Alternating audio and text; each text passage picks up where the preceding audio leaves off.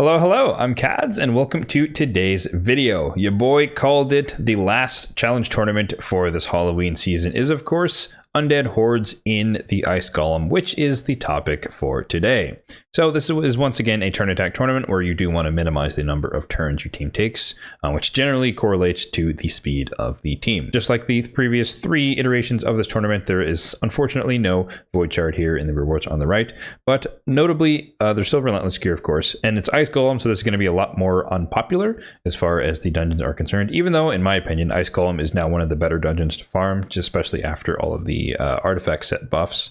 But most notably, the milestones here are substantially less because, again, this is generally speaking the least popular dungeon, most unpopular, however you want to say it. So 3650 for the top. If you want to go that far, it's probably worth it. This is only 3 days long, just like the rest of them, and so the milestones are easier. 2800 if you're just going for the Titan event points. So recommend doing this one if you can, and we'll talk about whether or not that is for you. So what are the recommended stages for you guys to partake in? First of all, let's get it out of the way. You probably don't want to be on hard mode. There's very limited quantities of HP burners in this particular faction, and just hard mode is substantially harder, so I don't recommend worrying about that for the sake of this tournament.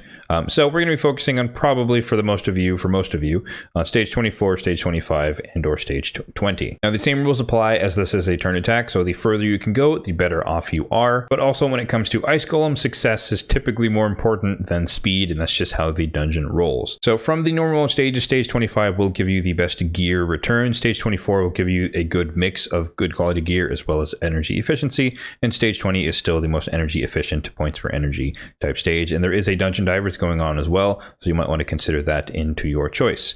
Stage 16 is always available if you're on the lower levels, lower stages, because you can run it pretty fast. And it is void affinity, so it's a lot easier to do, and you still get the chance at 6-star gear that we always mention. Granted, again, turn attack, this is a relatively low stage, so you won't get as many points even if you run it super quickly, just because it's a lower stage. So for myself, I am going to be doing stage 20, and this is the team. You can see it here. And I did try higher stages, stage 24, stage 25, but it did not succeed because there's a surprising lack of decreased attack in this Undead Hordes faction.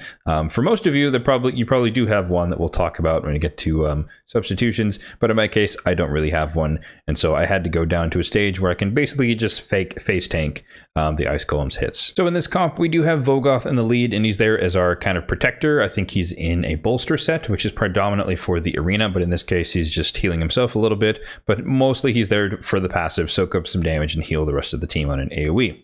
We have Vlad in there because he's basically the only decreased defense AoE in the entire faction, so he's our debuffer. We have Dark Elhaine, who's one of our nukers, but also if anyone gets frozen, she automatically goes into her A2, which is a pretty heavy hitting nuke. We have Gorgorab in case people start dying. He's mostly there for, increased attack as well, but he's mostly there as a reviver. And then Rhodos, he's just there, another DPS, but also a chance to block revive on the minions. So let's go ahead and see this team in action. I do believe it's a fairly quick run, but I honestly don't remember how long it took. I was testing it out this morning, and then I went to Boulder or Rock Climb for like 5 hours or so I don't really remember what the ending time was, and I've run stage 20 before for different tournaments, so I can't trust the best time per se. So you can see wave 1 pretty easy to clear through. We have Vlad being our debuffer. Dark Elhaine kind of softens them up with a big nuke. Rhodos does a little bit of damage, then Vlad comes around and finishes them off with his other AoE. We're pretty fast, and again, we'll talk about the builds after the run, but we're pretty fast, so we do lap them pretty well. And so you can see here that we're kind of just going around. Even though Vlad used his ability, the decreased defense on the on wave 1, he had it back ready for wave 2 soon enough. I guess Dark Elhaine does also have decreased speed, although I did not build her with accuracy, so it's kind of just lucky if that does happen to land. You can see there, Rhodos. One also, I guess we have 3 champions who can decrease enemy max HP. So Vlad on the A1, Dark Elhaine on the A1, and Rhodos on the A2. So that is also pretty handy. Unfortunately, Dark Elhaine has heal reduction, so we're not going to see her being healed by Vogoth in the meantime. But yeah, decreased defense from Vlad. Also, Vlad and Vogoth both have a leech, so we do have a chance to heal ourselves. And because this is stage 20 and the minions are very, very weak, it is very easy to send them back into the ground where they came from. So we got 1 block revive off, and there's RNG related to that if Rhodos is able to get the finishing blow compared to the other two, because again, we have 3 nukers effectively on this team, so any one of them can be the one that actually deals the death blow to the minions. So we are going to eat a ton of counterattacks here. The Ice Golem really only gets like 1 to 3 turns, but you're just seeing a bunch of his counterattacks because we're hitting his HP thresholds very, very often, because again, we do have 3 nukers. So this should be, nope, there's 1 more retribution after that. But again, the leech is nice, just like that. So Dark Arlane healed herself up. Someone got frozen. I think she herself got frozen, and so she was able to counterattack. We lost Vlad there, no big deal. Boss is basically dead. Last threshold, and then Roto should probably finish him off here. There we go. So it looks like about a 2-minute run for this particular composition, and I'm not too worried, because I know some people might be wondering if what if I get bad RNG and there's too many AoEs and the Ice Golem retaliates with the minions up. I'm not too worried about that, because fairly quickly Rotos will start stealing a bunch of HP, and again Volgoth will be spreading and taking some of the damage for the team. But even if he does ignore all of our defense, Rotos after a point will get relatively tanky, and he should be able to deal with the rest of the fight, just as long as Leech is on the boss. He can basically start one-shotting the minions once he gets a couple of max HP steals. So not too concerned with that happening to my boy. But yeah, so that's my team for Ice Golem 20 Undead Hordes. So as promised, I'll go ahead and show you the champions used in this team. And once again, this is not meant for you to necessarily copy this exact team or their builds, but just to understand how and why the team worked the way it did. So starting off, we do have Volgoth, who I mentioned was in a bolster set and immortal. Bolster set, unfortunately, as a free-to-play player, is just not really accessible, so his pieces are pretty bad, in fairness, but it is enough for the build. Again, this is an arena build, not necessarily a PvE build. So on him, we do have a ton of HP, 87,000. He is HP based, and that synergizes well with his passive. 2,300 on the defense, 151 on the speed. Super slow, because he's just a little meat shield, and that's all he does in arena. Usually dies. Resistance 416, as much as I could get while maintaining the set, and then 237 on the accuracy, which is just around enough to be able to land the leech in dungeons. Next up, we do have my Arena Rotos, and yes, he is 5-star ascended. No, I did not get lucky. I slowly saved up all the essence to purchase all the way up to 5-star, so it's been a long slog. But as you should expect, or as you would expect, he is in a Savage set, again built for the arena. 50,000 on the HP, so pretty high HP. His attacks do scale on both HP and attack, so it would benefit you to put some HP on him, as well as going for attack. So 4.5k on the attack, 2,300 on the defense, pretty decent. 235, very fast on the speed, fast for a nuker, I might add. Full crit rate, 267 on the crit damage, and we don't care about the accuracy or resist. Up next, we do have Vlad, who's in a smattering of gear, speed, cruel, and perception, and he's one of my Faction Wars champions, of course, but also primary champions for auto-wing in the Doom Tower with the block active skills. Very useful for locking out dungeon waves, and of course void affinity, so there's no weak hits. 34k on the HP, 4,800 on the attack, decent amount, 2,800 on the defense, 243, very fast on the speed, full crit rate, 200% crit damage, 203, and then just enough accuracy for Doom Tower waves, so 358. Next up, we do have my Faction Wars River, and that is Gorgrab, and he is in a smattering of gear as well, perception, immortal, and speed. And I must admit, I did tweak his build a little bit for this tournament, mainly because I wanted to ensure that he went faster than Vlad on both wave and or I guess the entire time, because Vlad again is very fast, and I had them built within like 1 speed of each other, but Vlad has the mastery that gives him speed, and so Gorgrab would be slower, and then increased attack was after the nukes and stuff. So anyway, so a little bit of efficiency update, but nonetheless, I didn't tweak his build too much. 52,000 on the HP. We don't care about his attack. He's just support. Just under 2,800 on the defense. 254 on the speed. Don't care about crit rate and accuracy, etc. High resistance, because he is my reviver in Faction War, so I don't want him to get stunned or CC'd or anything like that. So 344 on the resist, and then just under 200 on the accuracy. He has like removing debuffs or moving buffs on the A1, which is not really what I rely on, particularly in Faction Wars. So enough accuracies so that it might land some of the time, but it's not mandatory that it lands. And last up, we have my arena sub in Dark Elhain, usually when there's a Torment around, or maybe a Yakarl as well. Also in a Savage set, definitely not one of my best Savage sets, but just kind of what's the excess lying around. So on her, she has 38,000 HP, 5.3k attack. She is in attack percentage boots, which you can tell by the lack of speed, 166, full crit rate, 215 on the crit damage. We don't care about accuracy or resist. So now let's talk about some other options that you guys might have and might be able to utilize in a team of your very own. So for starters, I do want to mention Crypt King Grawl, who does have a little bit of decreased attack, single target. He also has HP burn and CC with the freeze and more HP burns. So if you do want to do lower stages of hard mode and you have some other form of decreased attack, then he can technically work as your AoE HP burner. There's no activation like an R-Tac or a Walking Tomb Dram, so it's a bit slower. But nonetheless, he is the only AoE HP burn in the faction, so if you do have him, you can dabble in low levels of Ice Golem hard before it starts scaling into ridiculous land. And I don't think I said the category, but we're talking about Poisoners and or HP burner. In this case, just one. Poisoners who you can use specifically more for normal mode, because that's where poison is very, very strong at killing the boss.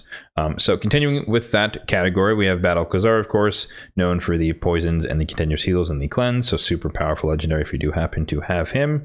Honorable mention to Ultimate Death Knight, because you technically could run him in a toxic set, and therefore you get the poisons out of that. You probably have to run him not in your stone skin, not super slow. You probably have to run him fast with enough accuracy for the dungeon, but you do get decreased attack, and he is the champion who does have AoE decreased attack, 100% chance, and a lot of people probably have him booked because he was a free champion if you were lucky enough to play around back then. He can keep himself alive with the shield as well as continuous heals, so you don't have to run him in regen, and so technically I believe it's pretty slow, but he can be the one to solo the boss in a toxic set. And speaking of solo champions, I haven't really seen this done, but I would imagine that Euros the Soul Cage would technically work because of his passive here. You'd still have to run him pretty slow, and the Ice Golem was fairly slow himself because his ability is more centered around the counterattacks more than him taking turns. But if he does take a lot of turns and your Euros is fairly slow, you can just place poisons on the attacker when hit, so he can work similar to a Scarab King as far as running that if you have gone far enough in Doom Tower hard to acquire him. And then we can skip the epics and go all the way down to honorable mention for Frozen Banshee. Not the most popular choice, but there are a lot of people who let Frozen Banshee finish the boss off because she does have poison sensitivity and then poisons on the A1. You don't really need the A2. So technically she can work and has been proven to work. Debuffers. So we kind of mentioned this a bit earlier, but it's basically just Vlad, unfortunately. And if you weren't around for his fusion, then he's a Void Legendary who's going to be ridiculously hard to get. So you might be SOL on that one if you don't have him as far as AoE decrease defense. But if you do a low enough stage, you don't really need it, and you can just kind of power through the waves because you can just bring an extra nuker in that slot. But be forewarned about the counterattacks from the boss, so be wary of that. For the supports, it's kind of just who you have and who is useful to you. You could use Morrigan because she's kind of a speed booster, speed manipulator. She also has decreased accuracy potentially on bosses, decreased speed on the A1, turn meter fill, etc. So she can work if you just want to be able to make your team go faster. Spartorsis, kind of like Bad Owl, does have a cleanse here. So when you're taking the freezes or the hero reduction or the decreased defense, you can cleanse that off on a 4-turn cooldown. Pretty nice. He does also bring increased attack on the A1, so you can power up your nuker still. Honorable mention to Mashalad. Or Mashald, however you say it, because he technically does bring Leech, just like Vlad does. He also brings True Fear, which is decent CC for the waves, and then he also has an effective AoE on the A1. He can put out a lot of damage on that ability, so pretty strong there. Honorable mention to, it's a mention, but Siphi the Lost Bride, of course, can work. Probably most people don't have her, but she technically is a reviver, and she also brings block debuffs, increased speed, increased defense, so you can just be a little bit tankier, a little bit faster against the boss in particular, or the boss stage in particular. Skipping down to the Epics, Seeker, another honorable mention because he's not as strong as Gorgrab because there is no revive, but nonetheless he does have the same turn meter fill, increased attack. Honorable mention again to Husk. Enemy max HP does work on the Ice Golem, but it is very, very dangerous because you can easily wipe your entire team if you do that at the wrong time, so be forewarned. And again, he's negative affinity for stage 20, so he might not be the obvious choice. Mausoleum Mage, formerly known as the Seer Activator, but he does have a partial cleanse here, or a full cleanse here, a little bit of a heal, and then he also does bring increased defense, block debuffs, kind of like Siphi the Lost Bride on a 3-turn cooldown, so pretty useful, blocking the freezes, blocking the debuffs on the last stage, and a little bit of extra tankiness. Honorable mention, of course, if you're desperate for a reviver in this faction, and you might be using him in your faction wars if you don't have Gorgrab, then Grinner, he does have just one random ally, but it's on a 4-turn cooldown, 50% HP with a shield, and he's also one of the fastest rares in the game at 110 speed. So if you're desperate for a single target revive in the faction, then he can work. Definitely leave him at level 50, and you're probably going to be doing a lower stage. And so with that, this concludes the wonderful week of all challenge tournaments, and hopefully these will not just disappear forever for months again like they did previously. So I enjoy these. I always enjoy these. It's a nice challenge. It's a nice refreshing thing to worry about how to use specific champions that you might not always use, or champions you just might have stored in the vault. So just like before, let me know in the comment section down below if you're going to be participating in this particular tournament and what team you're going to be using and what stage you're going to be running. As always, if you did find this video helpful, then be sure to hit that like button down below. And if you enjoyed the video, then be sure to hit that subscribe button down below as well. We're getting very, very close to 800 subscribers on the channel. So I guess I have to say thank you to all the new subscribers and welcome to all the new subscribers. I appreciate all of you guys who do hit that subscribe button. The target is 1,000 by the end of the year, and we are making our way there. So thank you. And if you are enjoying the content, then be sure to subscribe. Last plug. Thanks for watching and have a good one.